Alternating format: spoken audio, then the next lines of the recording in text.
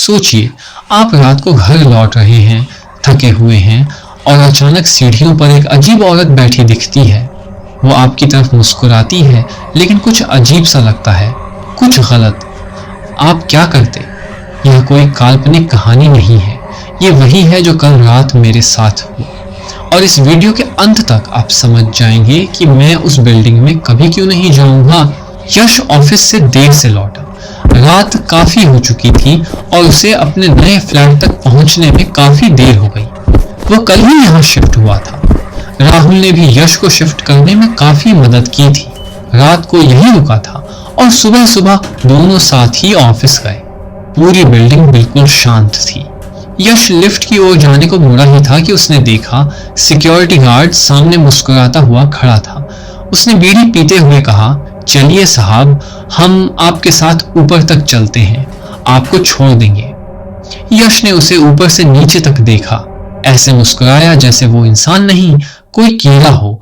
उसने जेब से 20 रुपए का नोट निकालकर उसके हाथों में दे दिया और बोला, इसे रखो, फालतू में इतनी रात को ऊपर तक 20 रुपए के लिए आओगे? लिफ्ट धीमी गति से ऊपर तक गई। यश लिफ्ट से उतरा और दरवाजा बंद करके जेब से चाबी निकालने लगा। वह अपने फ्लैट का दरवाजा खोलने को मुड़ा ही था कि उसने देखा 7वीं मंजिल की सीढ़ियों पर एक बूढ़ी औरत बैठी थी। उस औरत के बाल कुछ काले और कुछ चांदी के धागों जैसे चमकीले सफेद थे। उम्र लगभग 60 से 65 साल की रही होगी। यश ने सोचा, इतनी रात को यहाँ क्या कर रही है? उसने पूछा, अरे आप यहाँ क्यों बैठी हैं? क्या आपको घर जाना है? वह औरत पत्थर की मूर्ति की तरह बैठी रही। यश की पूरी बात सुनकर भी वह कुछ नहीं बोली। यश ने सोचा, शायद वह ऊंचा सुनती होगी, इसलिए उसने दोबारा कहा, आंटी जी, यहाँ क्यों बैठी हैं? आप कहाँ रहती हैं? वह औरत पलटी और यश के फ्लैट की ओर इशारा करके बोली, यही। यश कल ही आया था। शायद वह गलत फ्लैट के सामने खड़ा था। उसने पलटकर दोबारा देखा, बगल वाले फ्लैट का नंबर और अपने फ्लैट का नंबर। फिर उसने औरत की उंगली के इशारे को दोबारा देखा। उसने कहा, आंटी जी, यहाँ तो मैं रहता हूँ, मैंने एग्रीमेंट साइन किया है।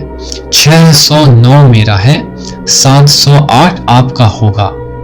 वह औरत कुछ नहीं बोली, बस मुस्कुराई और सिर हिलाकर वैसे ही बैठी रही। यश ने दरवाजा खोला और अंदर जाकर उसे बंद कर लिया। उसने सोचा, क्या वह औरत अभी भी वही है? आवाज न हो इसलिए दबे पांव वह दरवाजे तक गया। वह औरत अभी भी वहीं बैठी थी, बल्कि ऐसे दरवाजे की ओर देख रही थी जैसे वह जानती हो कि यश आई होल से झांक रहा है। यश ने एक अजीब बात नोट की, उस औरत ने अभी तक एक बार भी पलक नहीं झपकाई थी। यश आंखें फाड़कर उसे देख ही रहा था कि अचानक उस औरत ने मुस्कुराते हुए अपना हाथ उठाया और उंगली से इशारा किया, जैसे यश को पीछे देखने को कह रही हो। यश को ऐसा महसूस हुआ जैसे उसकी नसों में खून नहीं, सांप रेंग रहे हों।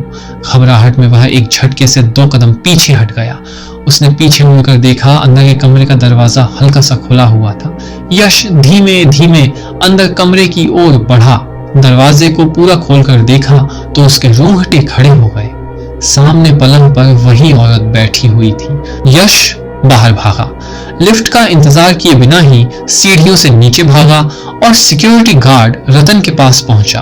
वह बोलने की कोशिश कर ही रहा था कि रतन ने उसके हाथों को दबाते हुए मुस्कुराकर कहा, साहब, पहले ही कहा था, बारात साहब आदमी, चलिए देखते हैं क्या कर सकते हैं। रतन ऐसे बोल रहा था जैसे घर में कोई भूत प्रेत नहीं, बल्कि बकरी का बच्चा घुस गया हो, जिसे दौड़कर पकड़ा और बाहर निकाल दिया। लिफ्ट में चढ़कर दोनों 7वीं मंजिल पर पहुंचे। लिफ्ट का दरवाजा बंद करके रतन ने तंबाकू थूका और यश से कहा, सुनिए, हम अंदर जा रहे हैं, आप यहीं बाहर रुकिए। लाख आवाजें सुनाई दें, चीख पुकार सुनाई दे, हम ठीक हैं, चिल्लाइए मत, चाहे जो हो जाए, लेकिन जब तक हम यहाँ बाहर आकर आपको अंदर आने को न कहें, तब तक यहाँ से हिलिए मत। रतन ने दरवाजा थोड़ा सा खोला और अंदर चला गया। कुछ ही देर में अंदर से एक आदमी और एक औरत के चीखने की आवाजें आने लगी। यश को याद आया कि उसे वहीं खड़े रहना है, अंदर नहीं जाना है। कुछ ही देर में सारी आवाजें शांत हो गईं। यश जानता था कि अब कोई दिक्कत नहीं है। रतन अभी बाहर आएगा और बताएगा कि क्या करना है, लेकिन 5 मिनट, 10 मिनट, फिर 20 मिनट हो गए। रतन नहीं आया।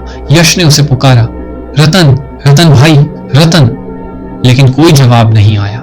यश डरता हुआ अंदर गया। पूरा फ्लैट उसने देखा, लेकिन रतन कहीं दिखाई नहीं दिया। इतना बड़ा आदमी कहाँ गायब हो गया? जमीन खा गई, आसमान निकल गया, या फिर वह बूढ़ी औरत? यश अपने कमरे के अंदर घुसा और पलंग पर बैठ गया। तभी सिक्योरिटी गार्ड रतन पलंग के नीचे से लुटकर चीखता हुआ बाहर आया और वैसे ही चीखता हुआ कमरे से बाहर भाग गया। यश की जिंदगी 1 घंटे में इतनी ज्यादा बदल सकती थी, यह यश तो क्या, उसके फरिश्तों ने भी नहीं सोचा था। यश ने रतन के पीछे भागना शुरू किया, लेकिन जैसे ही वह सीढ़ियों के एक कोने को पार करके दूसरे पर पहुंचा, तो जहां उसे रतन दिख रहा था, वहां अब वही बूढ़ी औरत थी। यश रुका और पीछे मुड़कर देखा, रतन नहीं था। फिर उसके पीछे आवाज लगाई तो रतन नहीं, बूढ़ी औरत ही थी। यश दौड़ता रहा और आखिरी सीढ़ी पर पहुंचकर देखा, वह बूढ़ी औरत लुप्त हो गई। सिर्फ उसकी सुनहरे फूलों वाली सफेद साड़ी वहीं पड़ी रह गई। यश बेहोश हो गया। यश को होश आया तो वह अपने पलंग पर अपने ही कमरे में था। क्या यह सब एक सपना था? लेकिन इतना सब कुछ इतना वास्तविक लग रहा था कि उसे लगा जैसे यह सब कुछ उसके साथ रात को ही हुआ हो। यश ने सीधे नीचे सिक्योरिटी गार्ड रतन के पास जाकर रात के बारे में पूछा। रतन ने जोर से हंसते हुए कहा, अरे साहब, हम कहां से रात को आएंगे? हम ड्यूटी पर थोड़े ही हैं। बिल्डिंग में तो रात को किसी की भी ड्यूटी नहीं होती, तभी तो ताला लगाते हैं ना गेट पर।